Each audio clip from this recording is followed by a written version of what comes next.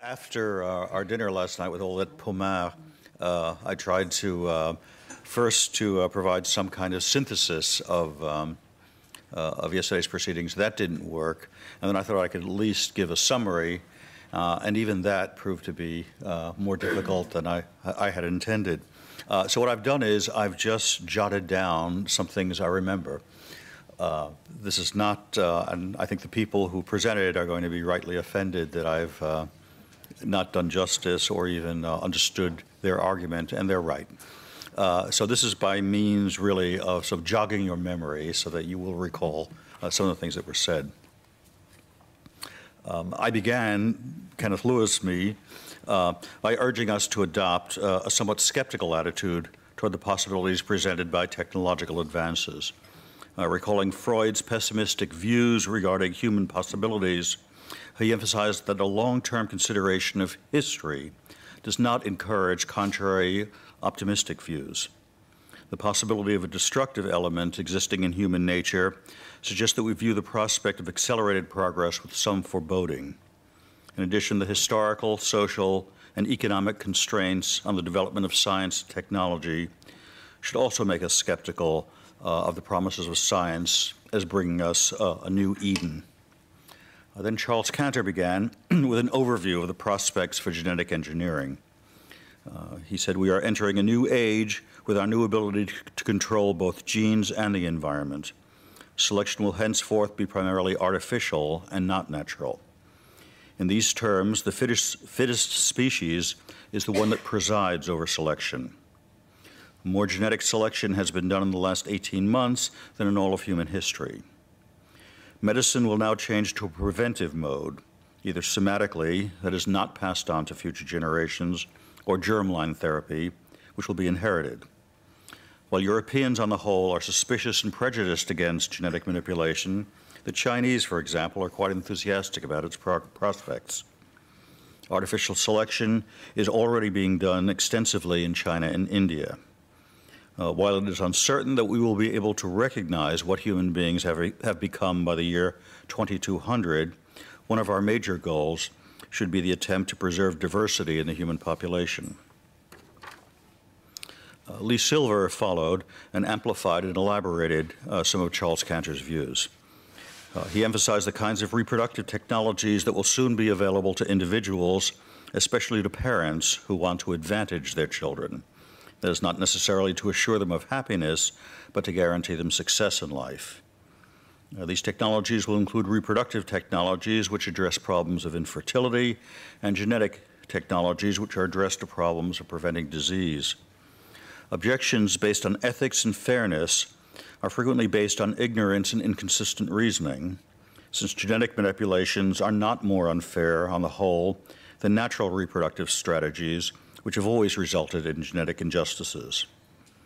The adoption of genetic technologies, however, will result in various problematic social consequences, including a widening gap between classes within societies, as well as between rich and poor countries. Then Marvin Minsky talked, and if you'd like to summarize, anybody, please. I say here that he offered a somewhat more qualified and skeptical view of the possibilities of artificial intelligence. He stressed the unlikelihood of finding elegant and rigorous solutions to the problems that have arisen and will continue to arise. Instead, he proposed that we accustom ourselves to develop complex systems which will necessarily have bugs in them, and then attempt to fix them.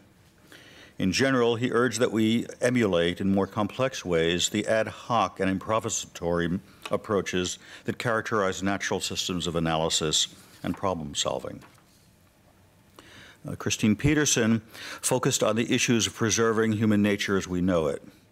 She advocated ways of ensuring peaceful coexistence among diverse entities in a world of hyper-complex advanced technology.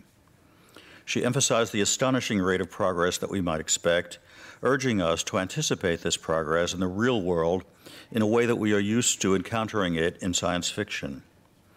She predicted that technology will advance to the state of being able to control individual atoms as early as the year 2015, although we must anticipate a trade-off between engineering large structures and achieving high degrees of precision in them.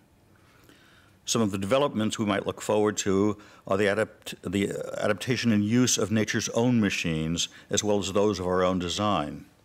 We'll soon also see a seamless integration of human beings and machines.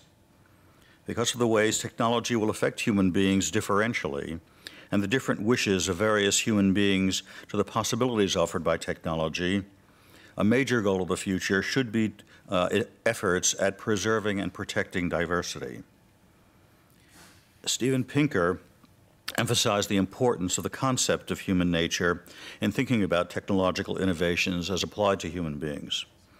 The ways we can change human nature may include coercive social engineering, coercive eugenics, and voluntary genetic engineering.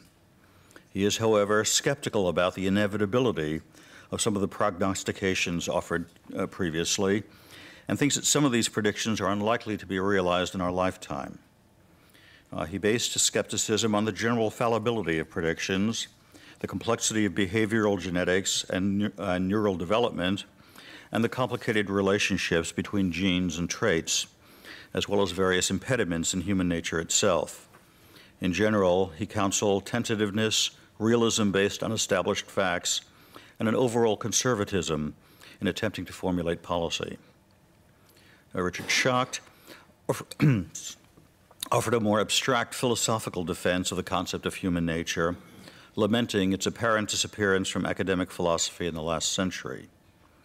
To the contrary, he urges that the concept be revivified.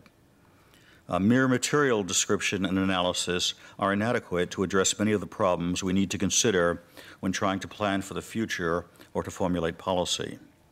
On the other hand, we must also avoid the temptation to adapt transcendent values in our attempts to achieve the project.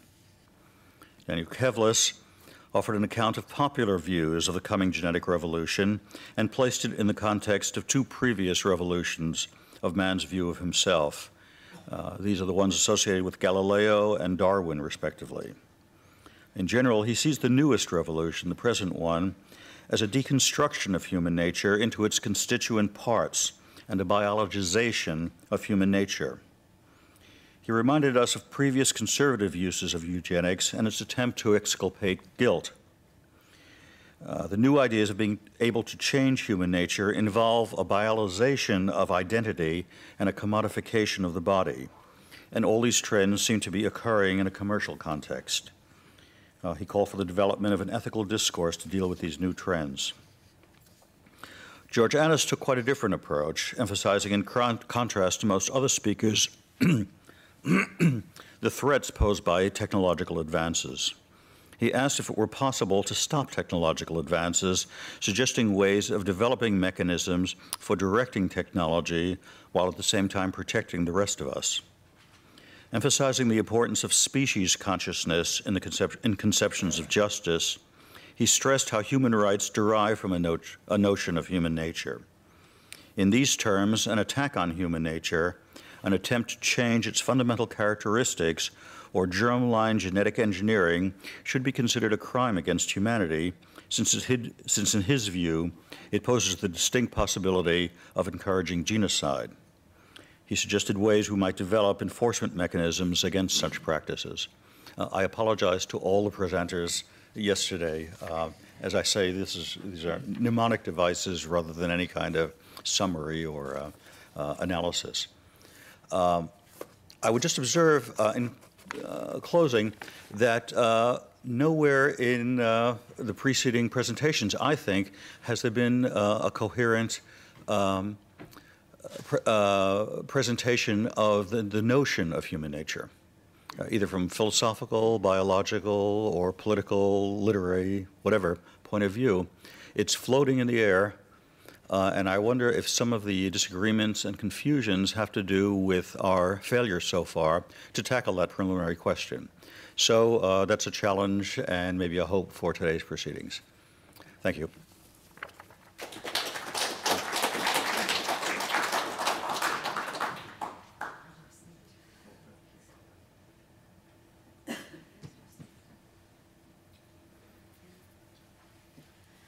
It's my pleasure to introduce this morning's session, and we have two terrific speakers. The first one is not on the program, and that's George Church from the Department of Genetics at Harvard Medical School. And George will, the title of George's talk is a mouthful. Ecology, Economics, and Exponentials, Modeling Technological Goals and Human Impact. So I give it over to George, and you've got 25 minutes.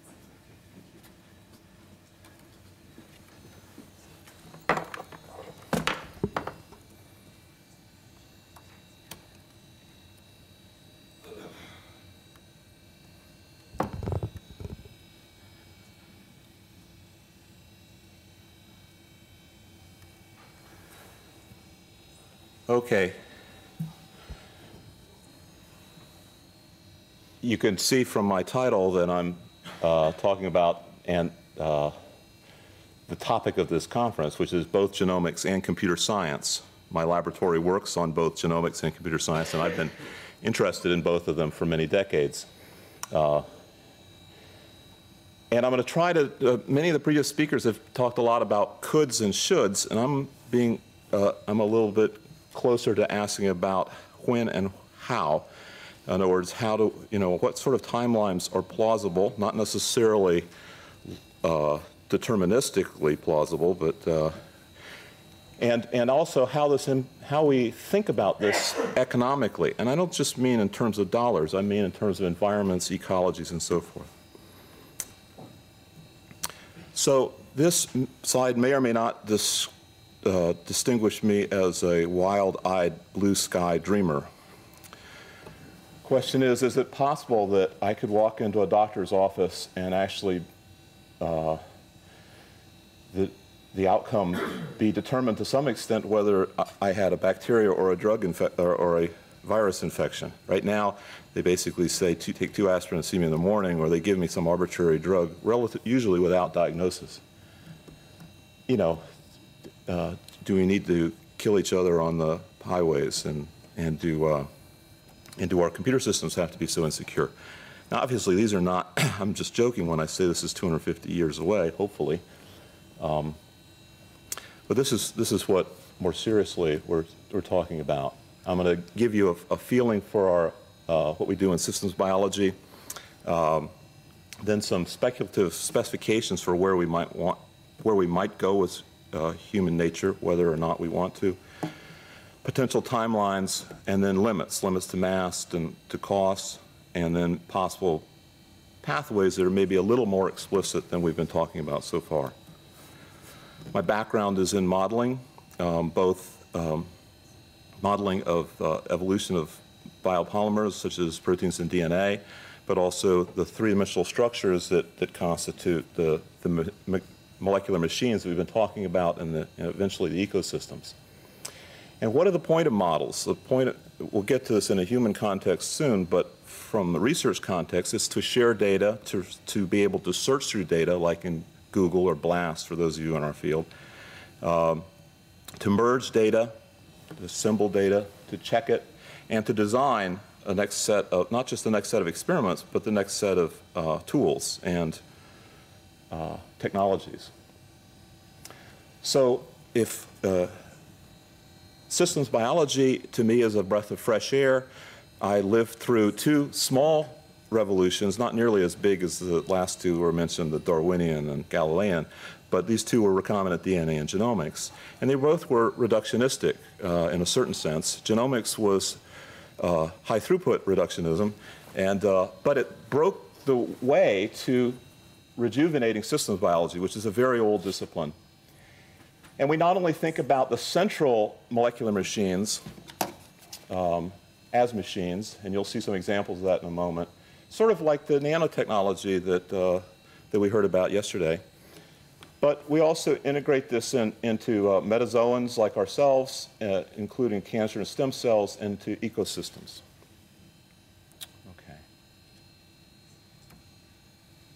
And I'm just going to two slides that just illustrate the sort of process that we like to go through in modeling. This is certainly not the only way of visually thinking about modeling, but one way of doing it is we put on one axis, say the x-axis here, some calculated property, and on the y-axis some observed property, and then we look for this, outliers. And these outliers are not to be swept under the rug as if, oh, our model failed. These are our friends. These are potential discoveries about how the methods are not working, or they're true discoveries about our understanding of the world.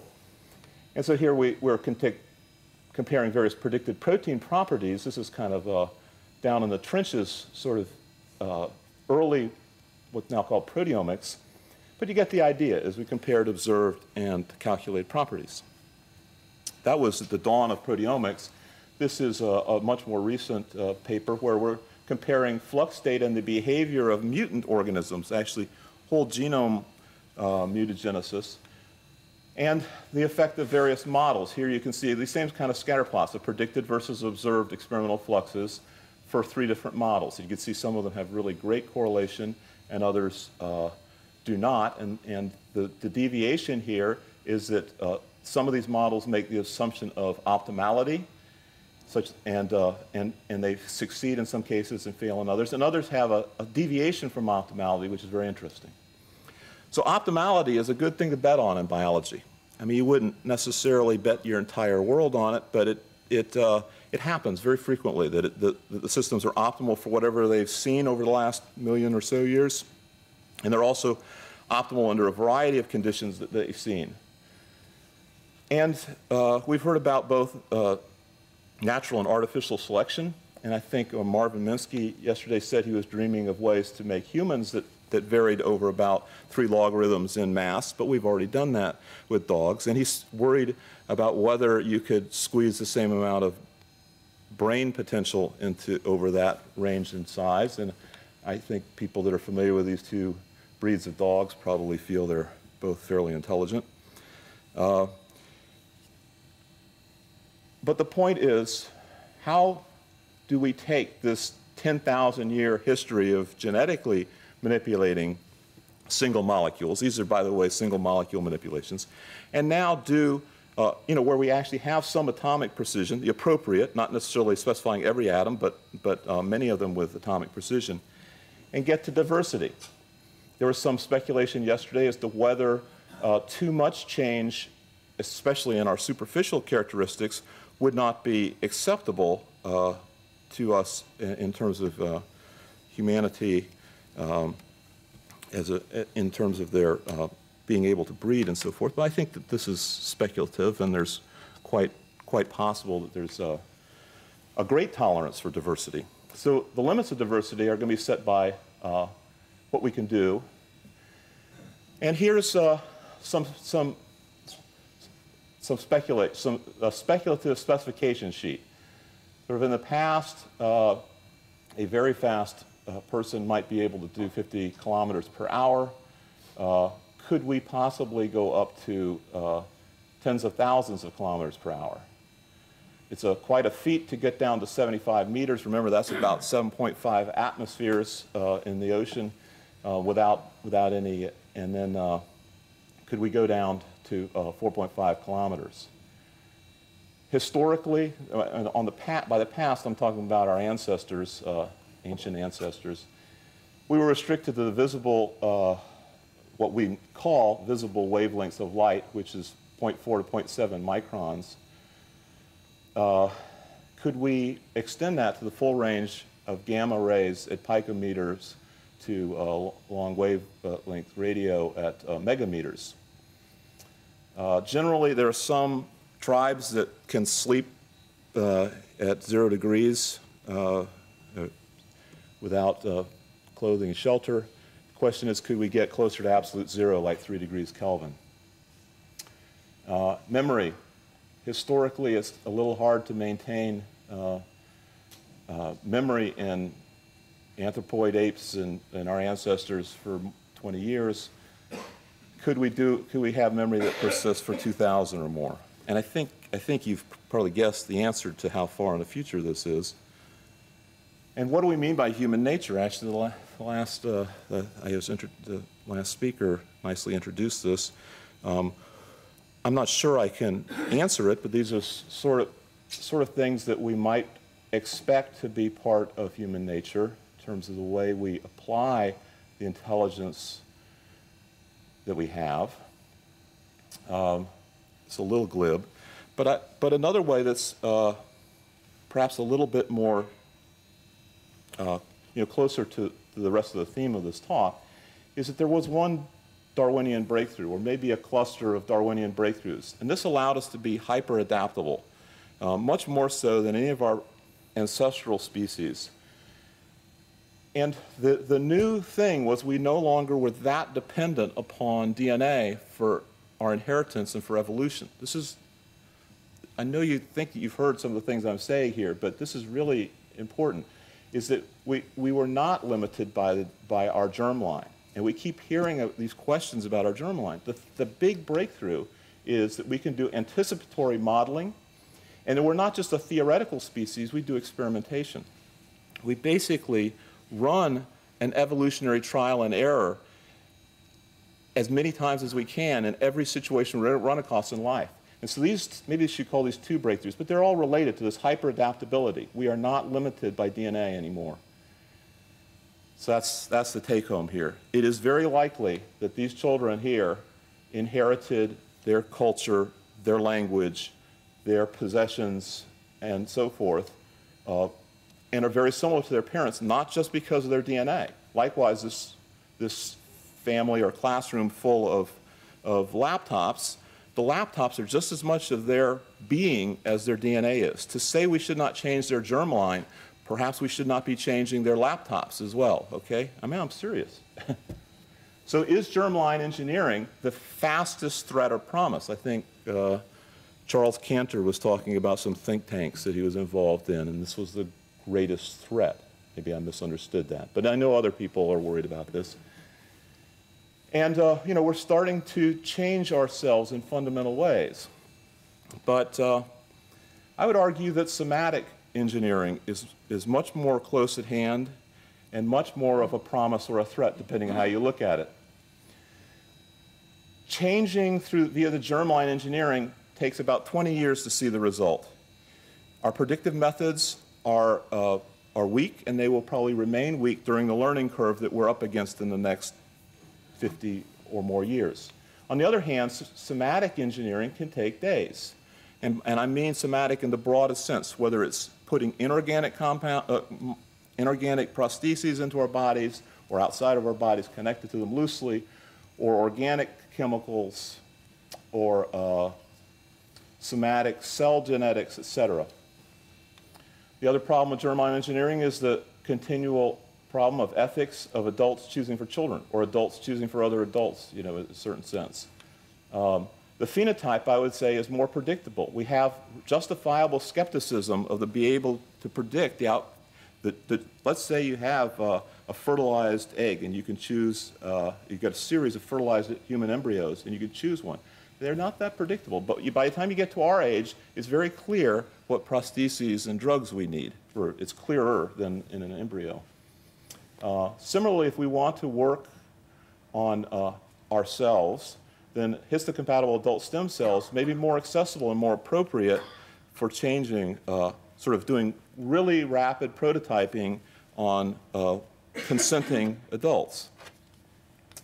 And finally, the interfaces with organic engineering, probably, at least in the short term, will be easier.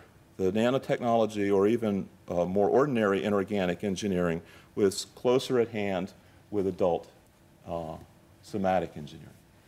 Okay, now I'm going to go through a series of slides, kind of mixed in with other things, about the timelines. We have, this is a fairly conventional two timelines here. And if these things, they'll start to extrapolate into the time range of this conference. But that's just to explore what the potential, rather than, and what we might need to do if those potentials come to be. So the blue curve is the population growth of people, and the pink curve is the population growth of computers. And in all of these plots, we'll have on the y-axis will be the logarithm of that, base 10, and then the time axis is the conventional years.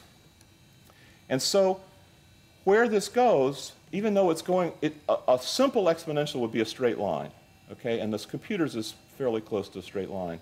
The human seems to be upturning a bit, but I think most people would probably agree that as the gross domestic product of a country or a people increases, there's a tendency for the population growth to decrease, such that many of the countries mentioned yesterday are actually in a negative population growth.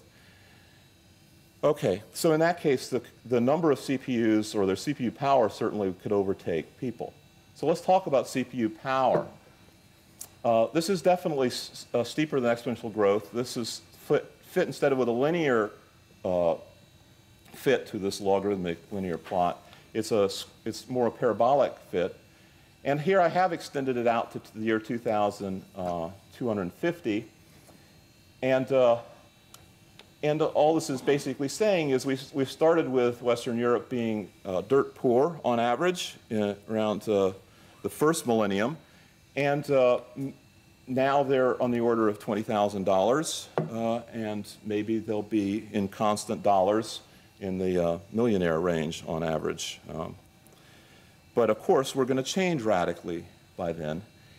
We had, I think, Lee Silver and maybe another speaker talked about this little bitty, this really almost vertical red line here going from apes to human brain size. Very sharp increase in size relative to this broader view of different vertebrate sizes. Here's dolphin up there kind of tied with humans. And the point here is that as brain size changes, in a very gross sense, you're changing the compute capacity. And how do we get a ballpark for what the compute capacity is? And here, Moravec has helped us, and other people have estimated it as well. And by looking in detail about algorithms performed in the retina, you can extrapolate to the number of making a lot of assumptions. You can extrapolate to how many instructions per second are happening in the brain. And you can ask, is this consistent with the current gap between computers and humans? It could just be a software gap, or it could be an instructions per second gap. And he came to the conclusion that it's a little of it's mostly a hardware gap, but it will also be a software gap. That it'll be about 30 more years at the present pace of Moore's law exponential growth of the instructions per second. Okay, so keep this in mind. 10 to the 14 instructions per second is kind of the crossover point, just for sake of argument, where a computer and a human might intersect. And here's an extension of Moore's law. Moore's law really only extends from 1965 to the present. But Ray Kurzweil extended this back in time to about the turn of the century, and I've extended it forward in time here in a obviously ludicrous plot. But this little red crosshairs here indicates a potential point, a rough estimate of 10 to the 14th instructions per second, where an individual 1 kilobuck, 1 kilogram computer will be similar to a human intelligence. This does not address whether the entire internet will be when and whether it will be equivalent to humans in processing capability. Now, this doesn't mean that computers are going to show the 7 deadly sins and the 7 heavenly virtues or anything. It just means that we're going to have similar processing capability. And obviously, the details will be different because of differences in arithmetics and so forth. In any case, clearly getting to, this is 10 to the 130th power is not likely to be the end of Moore's law. It's more likely to be in some here right after the crosshairs. Okay. So what sets the computing limits? Why can't we get to 10 to the 30th instructions per second per, remember this is all, Moore's law is all about what you can build with $1,000 or about a kilogram laptop or something. So you have, currently we can do about 10 to the 10th instructions per second per kilogram laptop. And this is Seth Lloyd at MIT, came up with these numbers in Nature. And we can compute typically on 10 gigabits or so. And he calculated a limit set, and I urge you to read the paper if you're interested, of about 10 to the 51 instructions per second per kilogram and on 10 to the 31st bits. So these are kind of physics limits. These are, now you have to think about cost limits. there's the density. That kilogram says, well, that depends on what the density is. And so as examples of currently existing densities, not the wildly high densities that Seth Lloyd was talking about, currently a CD-ROM will hold, and other forms of memory, will hold around 10 to the 13th, will hold a bit in about 10 to the 13th cubic nanometers. Cubic nanometer is sort of the size of a molecule, a relatively small molecule of protein. DNA, on the other hand, will hold a bit in about 10 to the 13th smaller size, which is a cubic nanometer. And it will copy it very efficiently. It'll copy it at about 2 times 10 to the 19th copying operations per joule, which is very close, which is within about an order of magnitude of the thermodynamic limit that people have estimated. By contrast, conventional computers in the human brain, and these are kind of rough estimates, similar to the ones that I just showed you, are on the order of billions of operations per joule. Okay. This number of 1 kilowatt differs from Marvin Minsky's estimate of about 130 watts because he was estimating, he was referring to how much we consume kind of as a naked ape, but actually as consumers in society, and this is averaged over both the high consumers and low consumers, we're closer to 1 or 2 kilowatts. In any case, you get the idea. Then for global economies, we have some cheap things up at the top and some expensive things at the bottom. Launching a satellite is about $1/3 billion, as is the eradication of polio, as we hopefully will do as we did for smallpox. Sequencing human genome is now on the order of $1/3 billion. In a second, you'll see how that might be revised downward further. And then we've been talking about coercing people and doing or not doing things. There is a cost of not doing things. If you don't coerce somebody some way, they're going to be coerced some other way. If you don't eradicate polio, Barry Bloom at the Harvard School of Public Health has estimated that it's about $3 billion per year that you're losing. We just changed the government in Iraq. That involved at least 22 million people in that country, and it's estimated to cost at least $80 billion in total costs.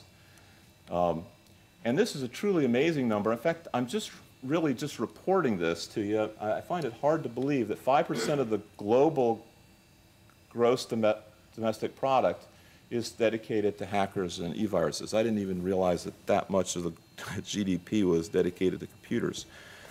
But this is, these are things to keep in mind when we're saying where is human nature going? How are we going to get to where we're going to go? The energy costs are not merely dollars. They are affecting the environment, and the environment affects our ability to, not just our ability, since we're hyper-adaptable, that's trivial. It's the ability for us to take along many of the rest of the species with us. We know that the Earth does change. It is not a perfect regulatory mechanism. It started with almost no oxygen in the air, and then it's hopefully stabilized around 20% oxygen. Similarly, carbon dioxide tends to fluctuate over time through processes where we don't know about in detail, as well as processes we think we know about, including industrial release of fossil fuels. We can estimate, in a certain sense, the limits to how much computing we can do, to the sense that humans are hyper-adaptable, we've gone beyond DNA, the amount of computing that we and our machines can do is going to be limited by energy. We could say sunlight, even though this is not our direct major source of energy for technology. We have on the order of 10 to the 100 times 10 to the 15th watts of sunlight hitting the Earth. Now we have alternative sources of energy like say nuclear power, but we got to get the heat off the Earth, and so the heat and light hitting the Earth kind of sets a ballpark estimate for how much we could produce from within the Earth as well. Right now, as I said, 1 or 2 kilowatts each for people on Earth, so we're consuming something close to, within about 3 or 4 logs of the maximum, which to me is an eye-opener. Maybe I've misinterpreted this, but we're using a lot of energy right now, and we're not doing much computing with it. But the limits are much higher if we're more efficient. We have in principle, these cells that Penny Chisholm at MIT discovered and we were working with her on studying are the most abundant autotrophs on Earth. They're 100 moles of these things globally, and they are quite capable of turning over all the CO2 in the atmosphere, not just the global warming CO2, but the whole bit in a few years. But they won't do that, of course, because they're bacteriophages and heterotrophs and phytoplankton and so forth that will release the CO2 they fix, and there's this constant cycle. But you can see how, since this is a fairly well-stirred ocean, especially with humans stirring it up even more, dumping bilges from ships and so forth, there is the theoretical possibility of messing this up. And you probably don't want to mess up a system that turns over the entire atmosphere's CO2 in a few years. If we are successful at extending our species, this hyperadaptability where we can augment our adult bodies with a variety of peripherals, computing and so forth, to help us think more broadly, think more deeply, model better, what are the limits to mass? Since we saw that exponential was going on the Moore's law curve very quickly, and then it actually is not completely out of realm to think about the 5 times 10 to the 22nd grams of lithosphere, the slightly smaller hydrosphere, and the number of cells that existed, like the ones in the previous slide I mentioned the number of cells. The human part of the biosphere is on the order of 6 times 10 to the 14th grams, which is actually a fairly significant fraction of the 2 times 10 to the 18th, if I did my math right. If I didn't, hopefully these slides will help people correct me. How do we get from here to there? I've been focusing on how we get from here to there. We've had people mention the problem of Colossus, where computers can very quickly reach a point where they're at least thinking clearly enough to take over. Gray goo is something that we didn't talk, I don't think we've talked about too much. It's usually a nanotechnology concern where a replicating system will turn the entire surface of the Earth into itself. But there's other ways that we can lose diversity, as we already are. You look at the United Nations, and they're all dressed here in native cultural robes here, right? You know, no matter whether they come from Asia or Africa or wherever. Okay, yes. And, you know, to maintain some of this diversity, we need to get off this mixing pot that we're churning up so well. I mean, we may need to, okay? Or we may need to figure out some way of keeping enhancing diversity by isolation. Geographical isolation has been one of the major roles in evolution. We have a steeper than exponential growth. You're getting used to these now for DNA sequencing in base pairs per dollar. We want to encourage that because there's a lot we need to learn. We need to not only know the common mutations that occur, but we need to know every mutation that occurs, not just in our germline, but in our somatic cells, because our immune cells and our cancer cells change from day to day. We need a technology that will handle 10 to the 19th base pairs of humans and so on. This biodiversity, we need to be able to monitor it very quickly. How can we do this? We've had great progress over time, but the key thing is the instrumentation has to be considerably less expensive than what we're typically dealing with now. We've had maybe 4 logs of improvement over the course of the Genome Project, but we're still 10 logs away from some very commonly used equipment, such as video recording. Very high quality at about 10 to the 13th bits per dollar, rather than the 10 to the 3 bits per dollar in DNA sequencing. This is, again, I'm taking you back into the trenches after our lofty talk. This is where I will go after this meeting, where we work on polymerase colonies, or polonies is how we playfully refer to them, and we do fluorescent in situ sequencing. This is an example of the sort of way that we hope to get DNA analysis, nucleic acid analysis, down to this level of video recording costs. Nanofabrication, we can do, currently existing organisms do inorganic nanofabrication as well as beautiful organic nanofabrication. We need to harvest the biosphere for these remarkable molecular machines. The talk on nanotechnology yesterday said said we will get atomic precision, but in a certain sense we have atomic precision.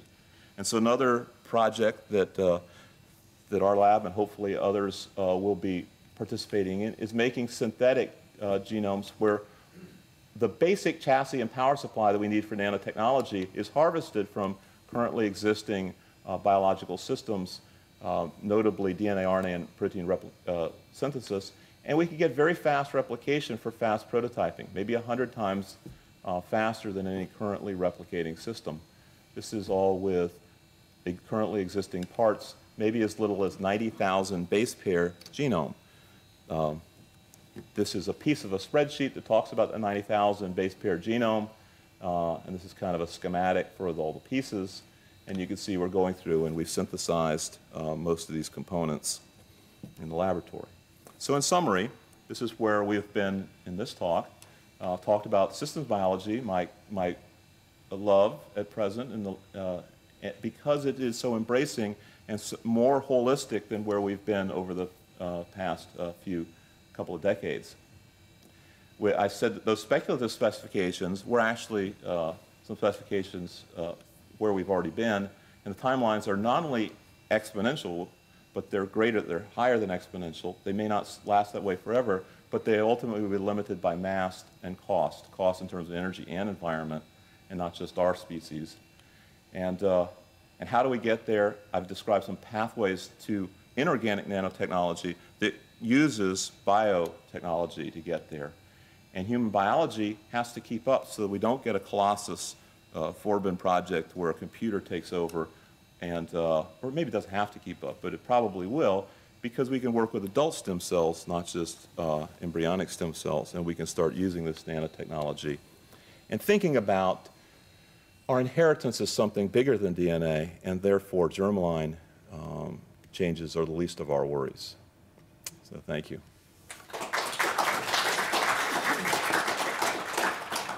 Thanks very much, George. As we've done in previous sessions, we'll hold the questions till after the next speaker. I'd like to introduce Lynn Margulis, who's Distinguished University Professor from UMass Amherst, and the title of her talk is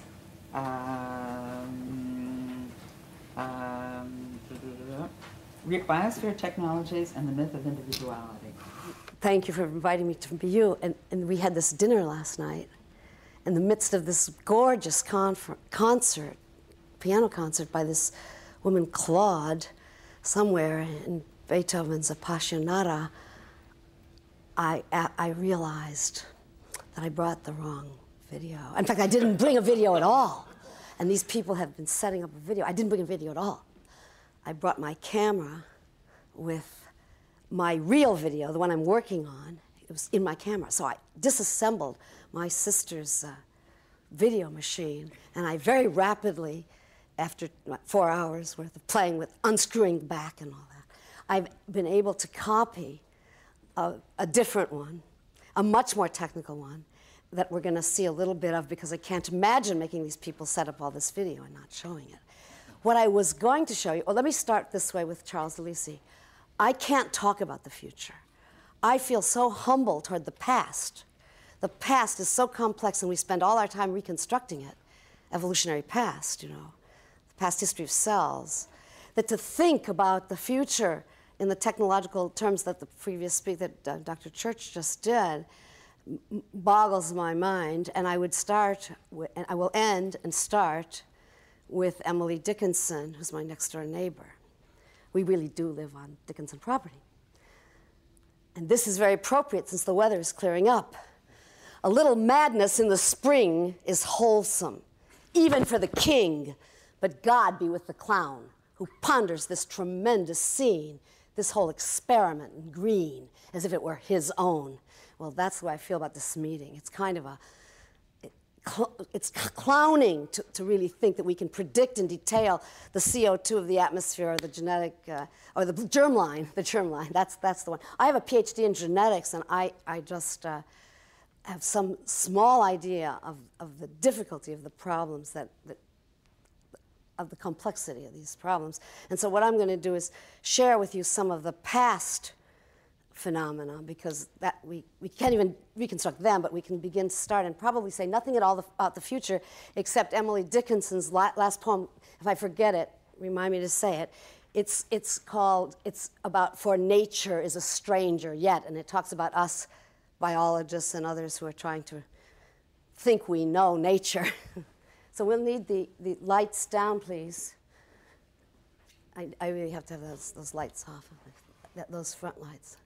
So what I want to do is impress you with the fact, in fact, you said something about this, that technology belongs to the biosphere. What you called anthrosphere is traditionally in the literature the noosphere.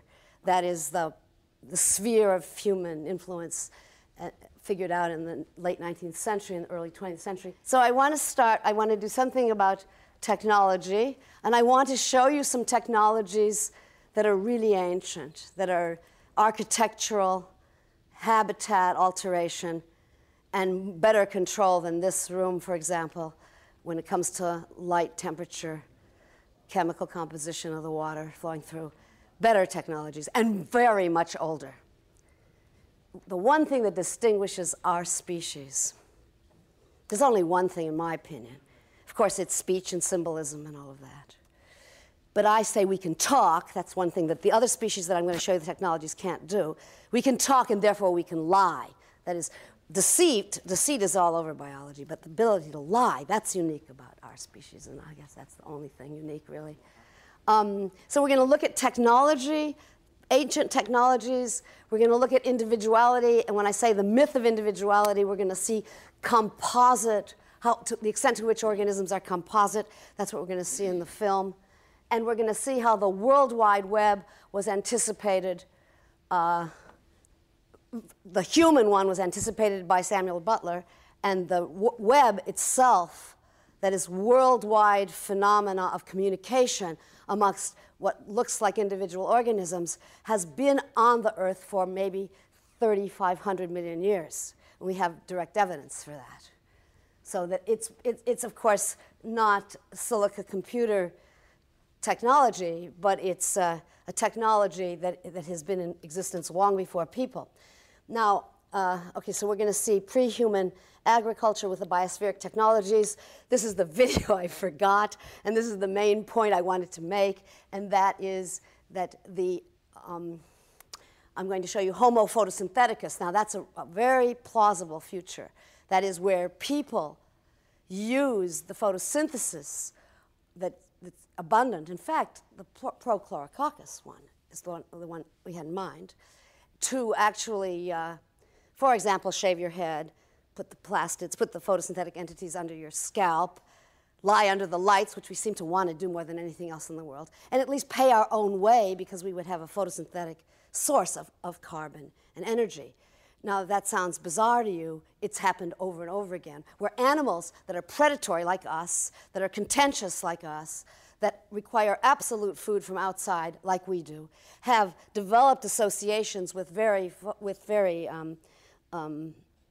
efficient photosynthesizers. And I was going to show you the green animals, and I guess, Charles, you'll have to invite me back to show it to you because I forgot the video. I'm very sorry about that. And then the pre-human World Wide Webs. Okay.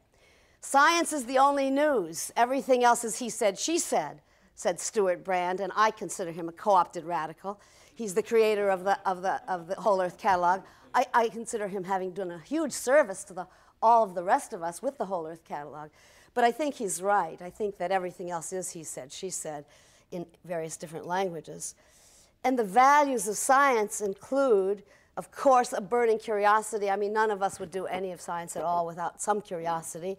Observation of nature, intellectual honesty, a certain questioning of authority, the resisting of certain kinds of social pressures, a respect for a history and at least our scientific predecessors, a capacity to concentrate when rock music is going on around us in every way, and basically, those are the values in order for any single person to do science.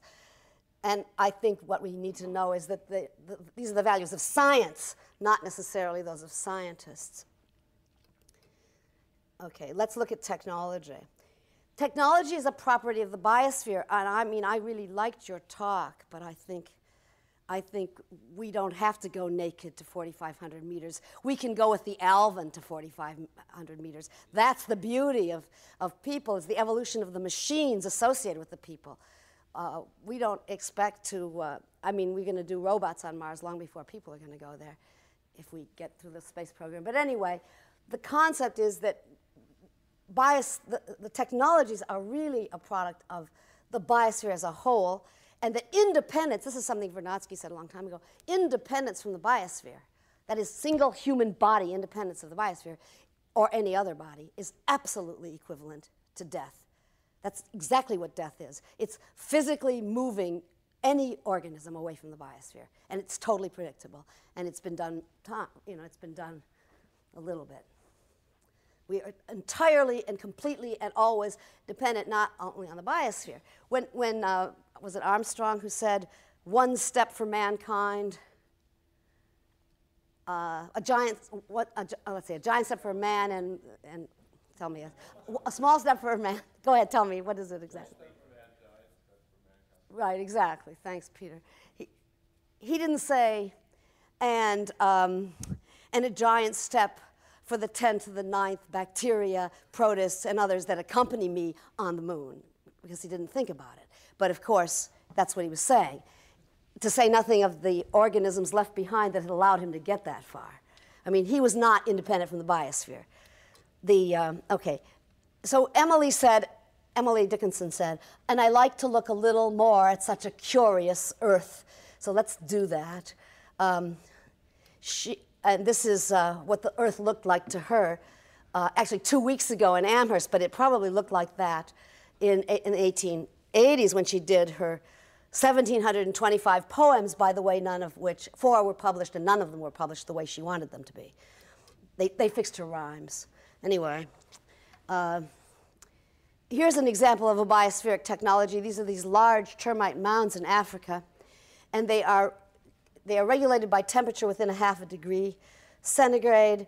Their humidity is maintained at 95% humidity when it's vastly drier underneath, in the surroundings. And there's as much of this termite mound underneath as there are above ground. They have, here's another one.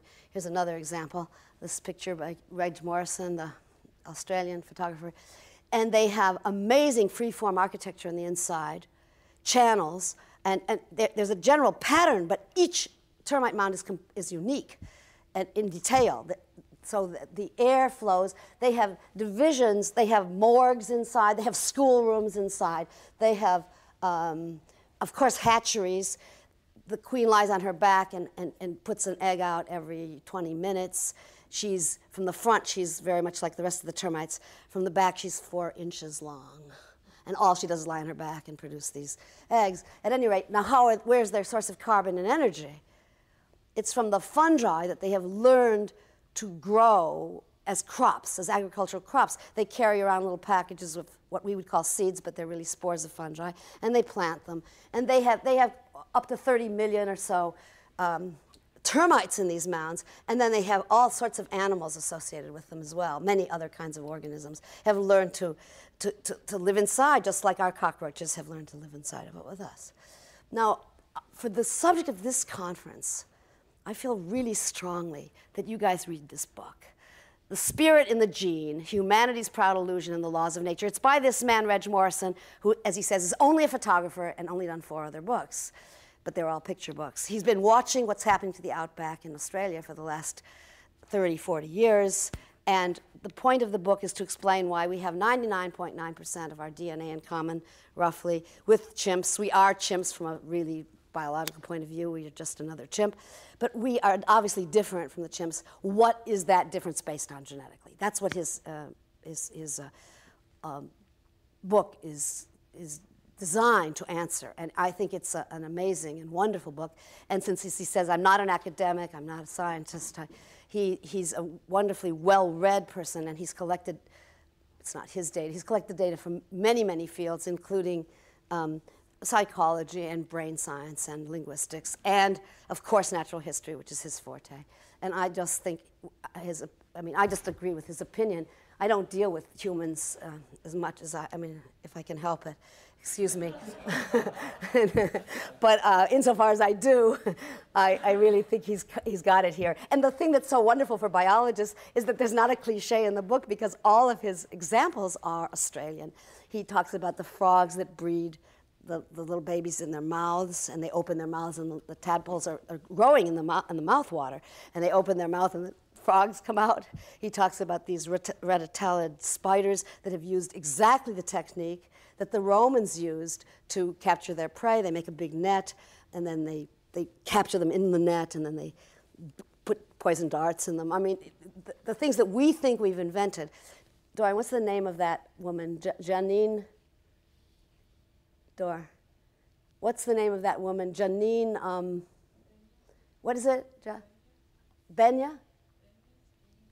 Benyus. Yeah, Janine Benyus. She's the most scholarly person I know who has actually looked at nature's adhesives, at nature's structural materials, and shown how in so many of these abilities, we not paying attention to what's the name of her book? Do you remember? What is it? I can't hear you. Biomimicry. Is that it? Biomimicry. But she talks about the potential we could have by just looking at how these problems have been solved in nature, and she's very knowledgeable about that. And there are many that are materials, basically, and other communication means. Anyway, Samuel Butler, probably recognizing the exponential growth of living organisms that is lacking machines, says there's nothing the human race would like more than to see a fertile union between two steam engines. At any rate, the termite mounds were preceded by about 3,000 million years ago with a technology that this man, Campbell, is standing in front of. This is a stromatolite. It was on the seafloor. It was the product of bacteria, and suffice it to say that the recycling in this community is unbelievable. That the community lasted probably 500 million years or so, or I don't know, maybe 500,000 years. This is like a coral reef in the sense that the surface is always being built up, the subsiding platform, and you get new growth at the top. And what you've got here is a very complex community of microorganisms that are maintaining and stabilizing sediment and recycling the carbon and recycling the phosphorus in ways that are remarkable, that we haven't begun to even approach. Now let's look at what that big rocky stromatolite was really made out of. If we see, we're not even going to talk about this, that's a whole other story. But here's a seaside view. I think it's off the coast of Baja California, and you have here these little mounds that geologists think are dirty sand, and biologists think they don't have animals in them, and therefore they're not alive. And so only the sort of aficionados have really studied them. And let's get closer to one of those. They tend to be intertidal, and let's look at what's in it. And this is just a very small piece of it. This is 2 centimeters blown up, and you have the web organisms that are communicating with each other. They look like insulated telephone wires. And you have the photosynthesizers, many kinds of photosynthesizers. They produce the carbon and energy for the rest of the community. These organisms recycle the sulfur. At any rate, these are stable communities that have been at the seashore, and they are here too. I mean, they're punctuated by real estate agents and so on, because we have a community like this that extends from Halifax, Nova Scotia, all the way down to South Carolina, and it's a continuous community that, of course, people build houses on and so on. Plum Island is one of our close members of that. At any rate, that's just the east coast of the United States. These communities are worldwide, and when floods occur, they occur all over the world on them. It's amazing how we don't know exactly how they're communicating, but they're communicating well enough for the composition to be fundamentally the same internationally. Individuality. Well, I was going to show you these fully photosynthetic animals. Fully photosynthetic, I mean animals. These are mollusks. You would recognize them as snails, slugs. You'd recognize them as worms. And you would see that their relatives were like us, but they make a living completely by lying on the beach and photosynthesizing because they have incorporated photosynthesis into their bodies. Instead, I'm going to show you about the myth of individuality with this other. Let me quickly show you. Here's an example. It's not a leaf. It's really, this animal has sucked out the photosynthetic chloroplasts of this alga here and migrated them and spent its entire life without doing anything else but sunbathing, which is what our goal seems to be anyway. And photosynthesizes, incorporates carbon 14O2 into amino acids and proteins, and it's been recently analyzed, this particular one, Alicia. And this evolved in many different animals, this is the giant clam, doesn't really capture people's feet. It lies in sunbathes, and it's modified its tissues to actually focus the light on the photosynthetic entities that support it. Here's some more different examples. This is a worm that's done that. This is a Hawaiian slug that's done it. So we have many cases. Here's speciation in this group of slugs. Very different organisms. All of them, that is, they're all from some common sluggish ancestor, but they're not directly related to each other. And in all cases, they have eaten, captured the photosynthetic entity, and they now, as adults, are fully photosynthetic. And their mouths close in some cases, too. In some cases, they don't. They stay open to repuncture. Their eggs, in the case we know best, the eggs are hatched without any photosynthetic entity. The little immature one hatches out, sucks up the chloroplast or the algae or whatever the green symbiont is, and protects it and chooses it, selects it. That is, of course, in seawater there's lots of things. It digests everything, digests or excretes everything else. It maintains and keeps the entity of interest to it and successfully photosynthesizes for the rest of its life. So why not do that? I mean, that's much more feasible than changing the germline of people. And it probably would bring even more money in the end. At any rate, I was going to show you Homo photosyntheticus, and I can't do that because of this film, the World Wide Web. Okay, I think I want to stop and show this movie as much as we can. This is where I was to show the Green Animal movie, but I forgot, as I told you. And if we can make a little change, we'll show you the video. I think somebody has to help me with that change. Do I have to do anything up here? Oh, I need to get that panel so I can stop the video. This is a very...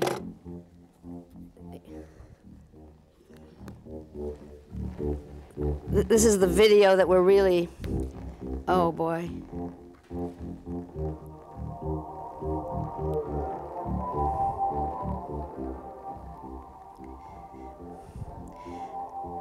I got to get to this video thing. I can't do this. I can't. Yeah, I've got to get at the right page. Okay. No, that's fine. I just need to be found in volume. Okay, good. Okay, these are common spirochetes, and what I'm going to show you is that they're probably the ancestor to sperm tails and our sensory cells. These spirochetes don't care what direction they go. They can't tell their head from their tail until they attach. And they attach to other organisms, and we're going to see that. We're going to see a complex of organisms that are made of many different components. I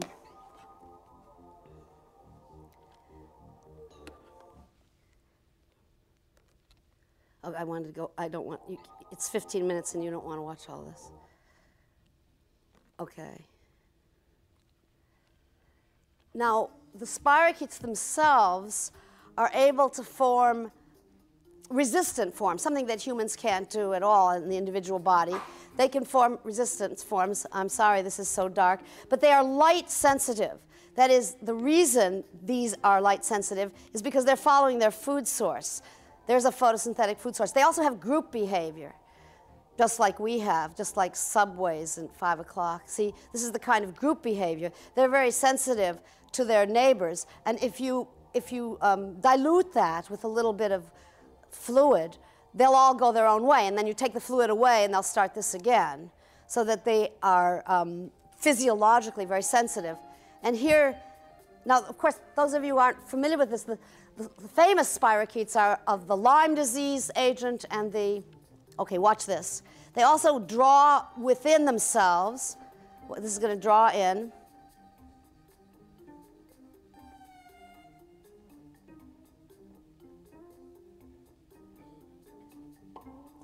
And they can make a form that can persist at least 4 months in the dry condition. When they start forming these, okay, no, light sensitivity, watch that. They already have a light sensitivity. Now, these are not photosynthetic organisms at all, but they follow photosynthetic organisms in order to feed them. So the light sensitivity probably helps them stay near their food source.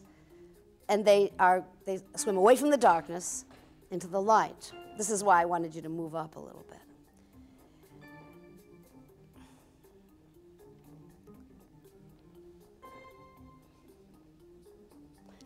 Now, when insulted by changes of conditions unfavorable to them, they will fold in and they will form not a boil-resistant spore, but they will form a resistant, desiccation-resistant entity that allow them, as individual bodies here, to persist. Here they're pulling in. This is an electron micrograph of what we saw live. They're pulling in, and here's their spore-like structure that we know can persist at least 6 months under dry conditions. Now, this patch in nature turns out to be all spirochetes in nature. And here they've got sulfur in their bodies, and basically what they look like live. We have that on Woods Hole. I mean, we've collected them from Woods Hole. In fact, this one is a Woods Hole spirochete, Sipowisset salt marsh spirochete. And it's never been described. There are thousands of kinds. And I show you this. Oh, it's so dark. Sorry about this. I show you this because the concept here is that these kinds of organisms, they're called thermoplasma, and the spirochetes probably came together to form the first kind of cell that has movement in it. It's probably precursor to mitosis, which I'll show you in a second, and certainly to sperm tails and sensory apparatus in our rods and cones of our eyes. This kind of organism is called thermoplasma, and no one's ever, you're not even seeing it now, but no one's ever seen it live before these videos. It's growing at pH 2 and 60 degrees centigrade. It's thriving. It'll survive lower than that and higher, pH 4.5 or something, but the normal way. And here's what the organism looks like, that same organism with scanning electron microscopy. They have these little prongs, and these are not amoebae at all. These are all bacteria, but I think these are precursors. That is, they, with attached spirochetes, became organisms like amoebae and little swimming forms. At any rate, this is all thermoplasma. Now, and this is what I think they became. I think they became the spirochete, the cilia, the nucleus. If we section the cilia, we get 9 microtubules around in a ring and 2 in the center, if we section the cilia here. And I think that's the ancestor of the sperm tails and the cilia are really from these moving organisms. Now I'm going to show you the invention of the wheel in these organisms, in their bodies. The body has a wheel. This is the nucleus. This is a microtubule structure that leads to the movement, and we're going to see this organism live. We're going to try to see it live in a second. And it also has these 4 cilia at top. Here's the organism in which that structure comes, and here's it's covered with bacteria which are part of its body and sense organs in its body, and here's the wheel as it rotates around. The front of the cell rotates around. The membrane is fluid at that point and allows the wheel to move. Here we have it moving around. And this body, you don't see the bacteria here, but that looks like a single organism. It's made of 7 different genomes, 7 different integrated genomes. Here's another organism that looks like it's ciliated, but it isn't. Here's the nucleus. This nucleus is on an extensible structure. This golf club-looking thing will contract. It's got motility there. Here it's contracting. And what looks like a single cell, we'll see it live in a minute. Here's the fossil nucleus. It's 20 million years old, that fossil. And here's the organism that looks like a single organism. It does, I mean, to a low power, it looks exactly like a single organism. It turns out to have at least 6, if not 8, genomes. These surface spirochetes are not cilia. They were mistaken. The organism was first described as the only single cell that had both cilia and flagella on the single organism. Turns out they're not cilia or flagella. There are 2 kinds of spirochetes, and here are the standard cilia. There are 4 of them. This is Trichomonas vaginalis, but 100 times larger. It's very closely related to Trichomonas vaginalis. And here's an EM of it showing you the spirochete on that side, the other organism on that side, completely integrated. These organisms are, I mean, these 2 kinds of bacteria on the surface and the protist itself are completely integrated, and they always act as a single organism. And this surface, the surface here is made of 3 different organisms fused together. Now this is a Borrelia type spirochete that is also on. It's fallen off here. So it's a classical Borrelia type spirochete, and it lives only in the ingestive zone. These organisms ingest wood. They ingest wood. By the way, they have no mitochondria. They're complete anaerobes. Complete anaerobes. Here's now another organism at the ingestive zone. Here's another bacterium that likes to sit at the very back in the ingestive zone. So we're fond of saying 2 + 3 = 1. Here's the spirochete attachment. The spirochete's still external. And here are your sperm tails. Here they've been demembranated. No nucleus, no membrane, in a chemical solution. And here they're, for 45 minutes, of course they're going to die, but in 45 minutes you can still photograph them. And my feeling is the reason they have that autonomy is because they came from an independent microorganism. Here's, actually, this has been trypsinized so that the tubules can separate from each other. And one pair will separate the next pair, until they separate 9 times the original length, because there were 9 sets of tubules. This is Ian Gibbons' very old film. Here's the intact sperm tails, but you can take off the mitochondria, the nucleus, and so on. Now, all of this movement, oh, it's very disappointing at how bad this film is, but all of this movement can be seen in mitosis. This is mitosis in one of these termite organisms. It has no mitochondria. None of these organisms have any mitochondria. They're doing this under anoxic conditions. And we're moving the nucleus up here. And here, notice that the cilia are still moving at the other end of the spindle, because the cilia are directly related to the spindle. And if you cut any of the cilia, you get this 9 + 2. Now, this is a 2 + 2 spirochete. We don't have a 9 + 2 one yet, but we predict we'll have one.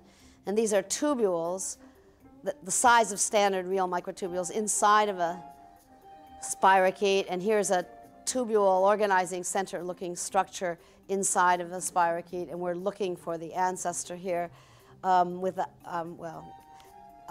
these structures are 1 per cell length in some unidentified spirochetes. And here are the way tubules work in spirochetes. They're on the inside of the rotary motor of the flagellum, which might be familiar. We just saw a picture of a flagellum. They're on the inside of the rotary motor. This is treponema. This is the syphilis spirochete, actually. Now here is mating. This organism is mating 5 different places. That's DNA exchange in a bacterium. That single cell is mating with other different organisms, completely different from each other, in 5 different places on the single cell. So this DNA is transferred all the time.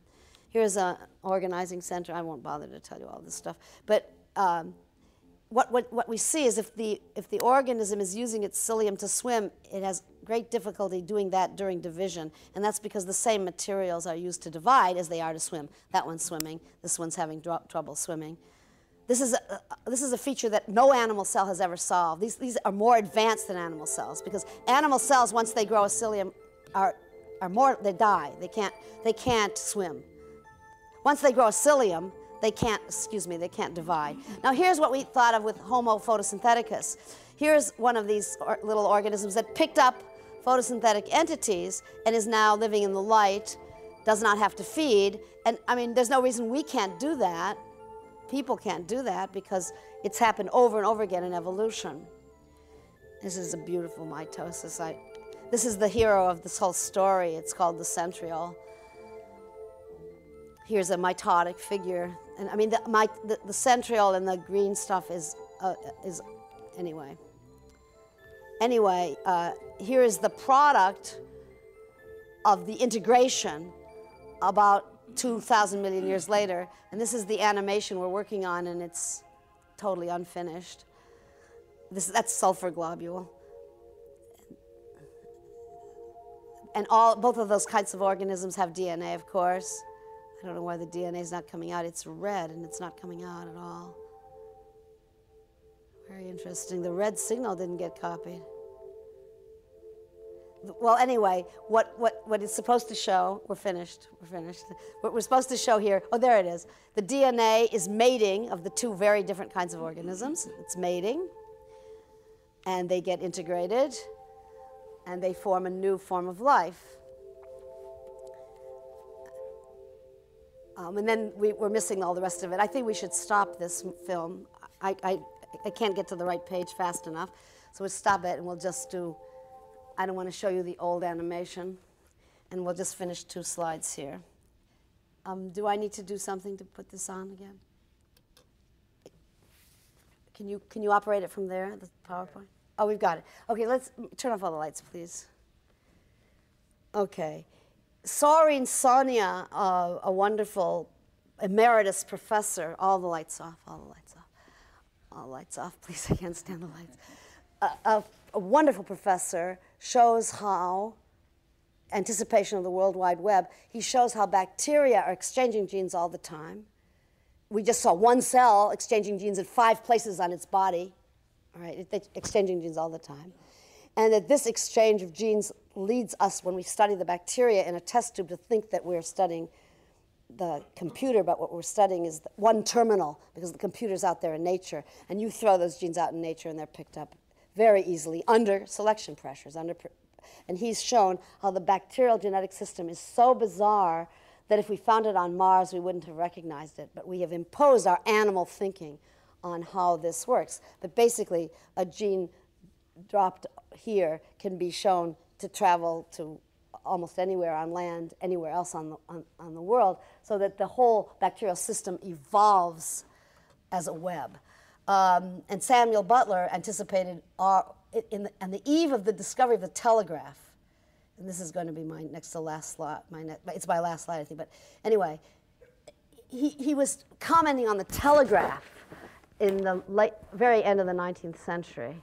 He says, "A day will come when all men in all places, without any loss of time, are cognizant through their senses of all they desire to be cognizant of in all other places at a low rate of charge, so that the back country squatter may hear his wool sold in London and deal with the buyer himself. He may sit in his own chair in a back country hut." Butler was in New Zealand when he wrote this. "And hear the performance of Israel in Egypt at Exeter Hall. And he may taste an ice on the Rakaia," that was the New Zealand river next to him, "which he is paying for and receiving in the Italian Opera House. This is the grand annihilation of time and place, which we are all striving for. And in one small part we have been permitted to see actually realized." The small part he's referring to is the telegraph. So I want to mention not just The Spirit and the Gene, which I think is the key book for the human part of this, but John Squires and Dorian Sagan on the evolution of human intelligence, that really analyzes what the big differences are of the human brain relative to the chimp brain. And I find it utterly fascinating reading the expansion, neuroplasticity, and the expansion of the cerebral cortex. And you want to hear about really read about human nature, a collection of a lot of work by a lot of people. I think the book is marvelous. And then we've done a book on acquiring genomes that shows the genuine complexity and multiple genomic nature of all organisms that you can see. Any organism you can see has the kind of multiple genomic background, and of course we know about the mitochondria, but it's much more complex than that, much more interesting, actually. A theory of the origin of species where we say that the real changes in species is not at the single mutation level. Mutations just modify. Of course, they exist and they modify, but if you want to really change organisms in serious ways, you acquire and integrate genomes that are already optimized by natural selection. And then okay, we can have the lights on. I'm just going to tell you the last word. Emily is going to have the last word, but not lights on me, but I just want to tell you because this is such a wonderful poem. Thank you. She's talking about us. She says, and I can't imagine a better way to put this, for nature is a stranger yet. Those who sight her most have not passed her haunted house, nor simplified her ghost. To pity those who know her best is helped by the regret that those who know her less, the nearer her they get. Thank you, nature. Thank you.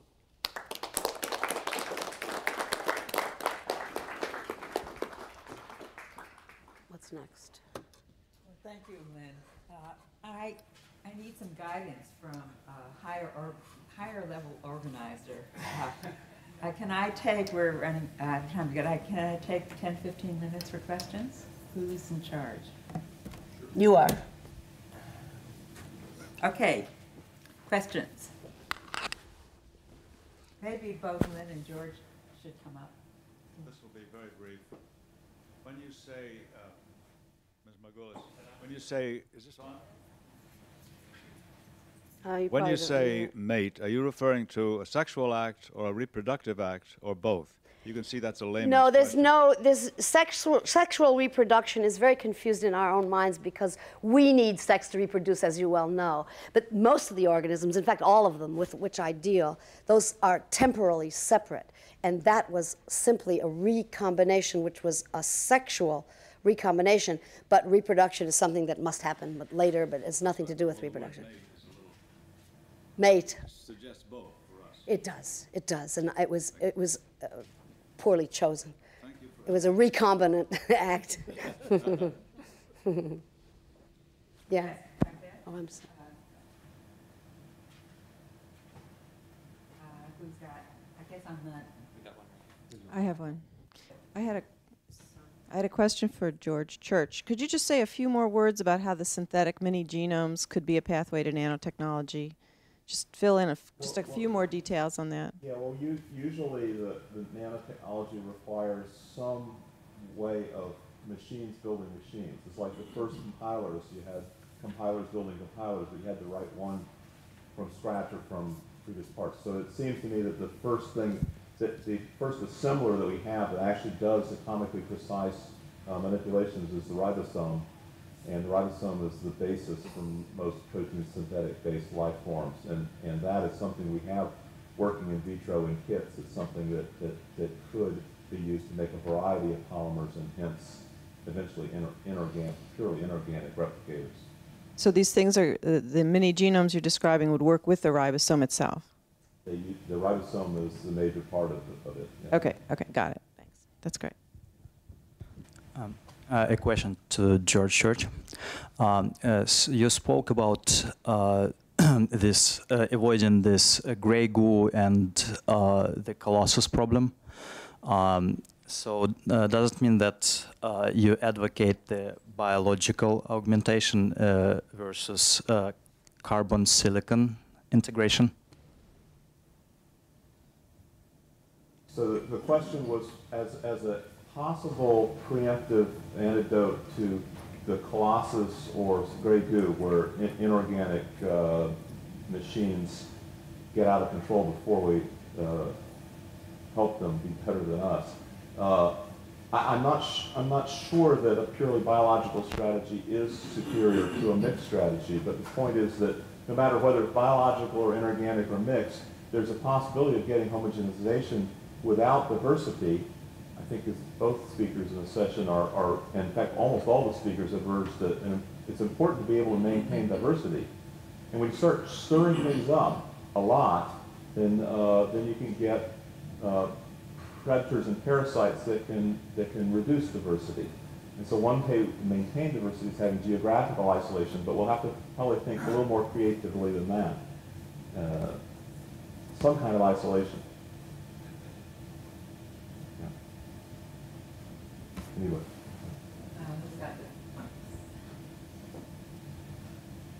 For Dr. Margulis, let me ask the dumb question. What do these organisms you're studying say about human nature?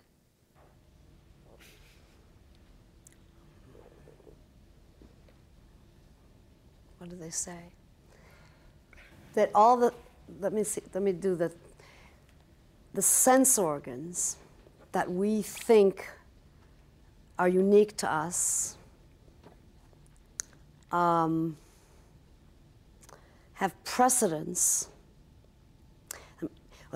That our talk, lots more is understood about the biology of people than our culture allows us to absorb. We have a nature, the reason there were three Homo sapiens, there were three homos that are not Homo sapiens that coexisted. The last two probably died out. They had fire. I mean, they were already. The reason we have so many people is nothing to do with rationality at all. It has to do with our basic biology. And we have sessions like this where we just ignore our basic biology because because the fact that we ignored it has led us to have such a proliferation of people. We claim, in my opinion, we claim that we are rational.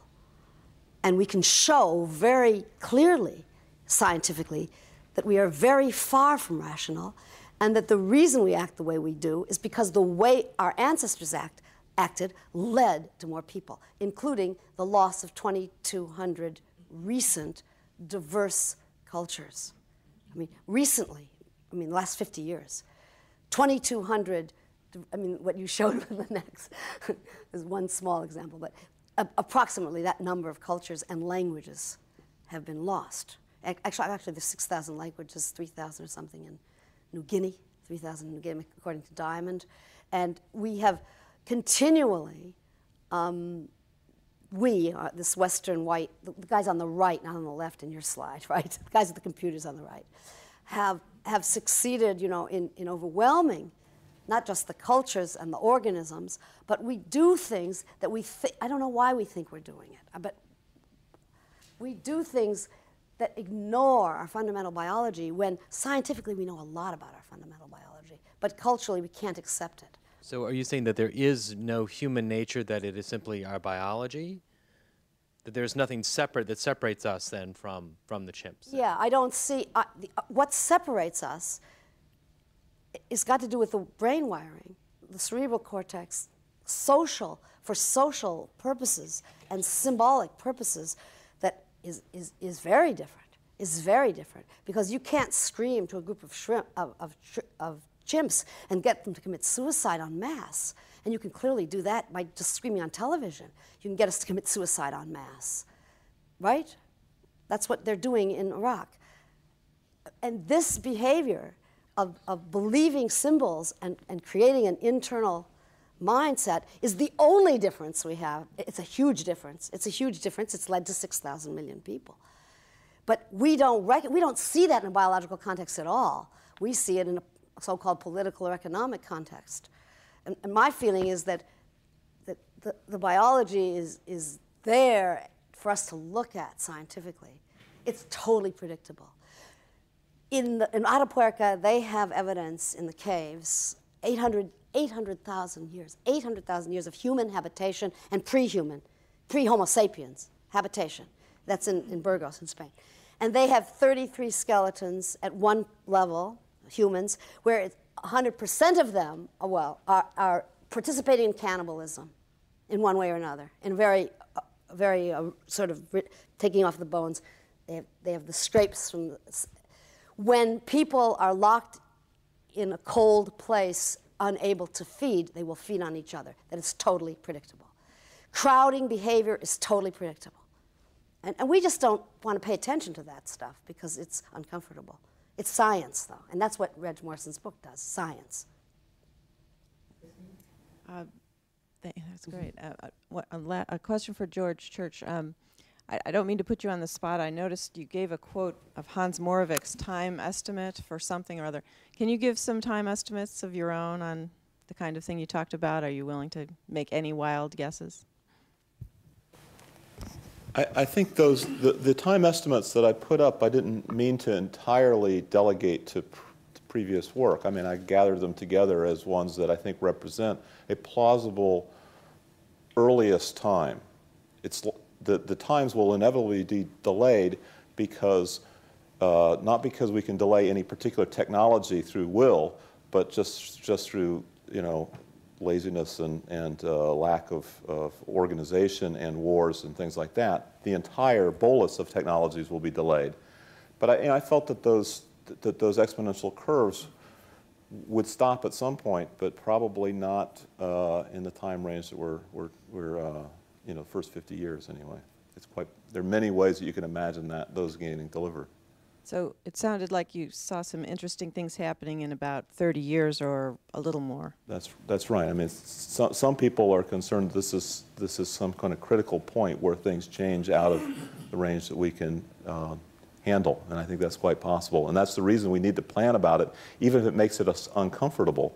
I don't like planning particularly any more than anybody else does, but the fact is this is happening faster and faster, and somehow or another we need to model it.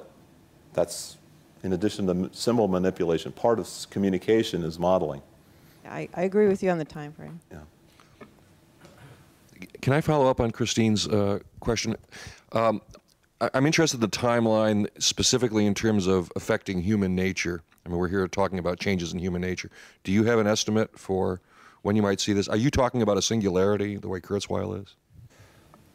Well, I think that the human nature that I was adopting at the end of that slide on deadly sins and heavenly virtues was that really that we're hyper-adaptable. And that part of human nature is it just kind of a soundbite way of encapsulating what it is we really like about human nature is our incredible adaptability that doesn't depend on conventional DNA-based or nucleic acid-based evolution.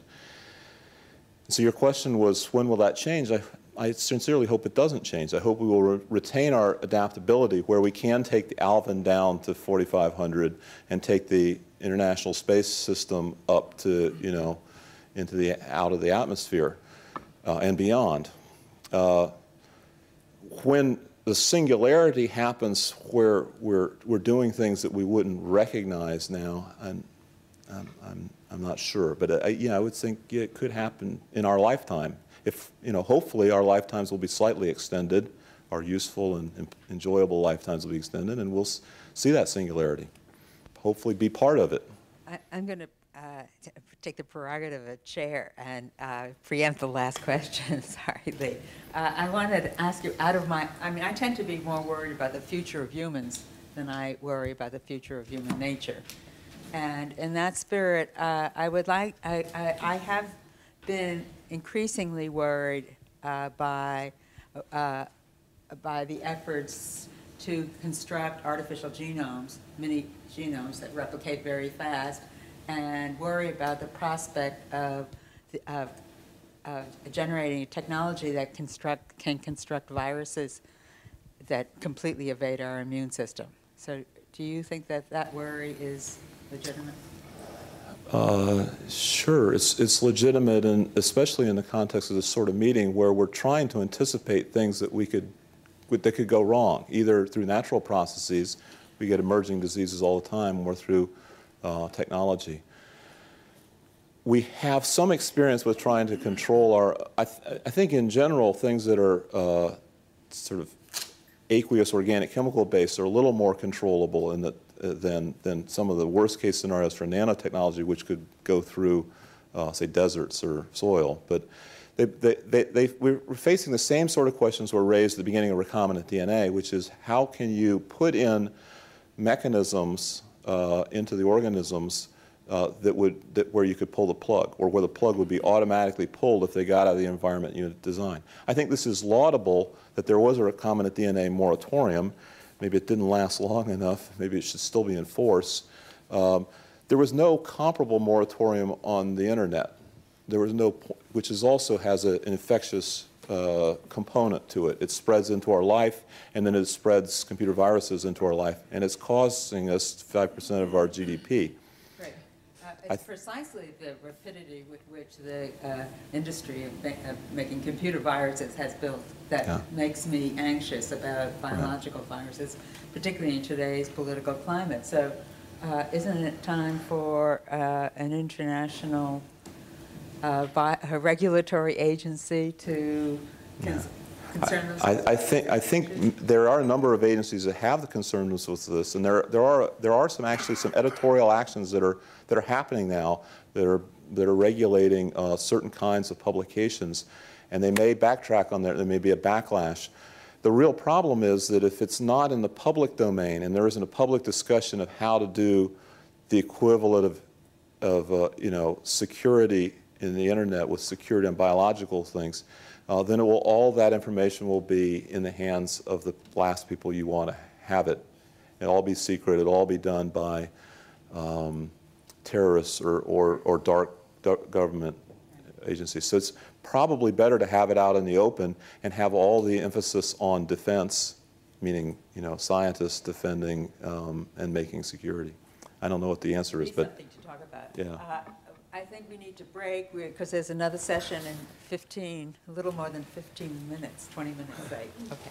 Thank you both, George and Lynn. That was wonderful.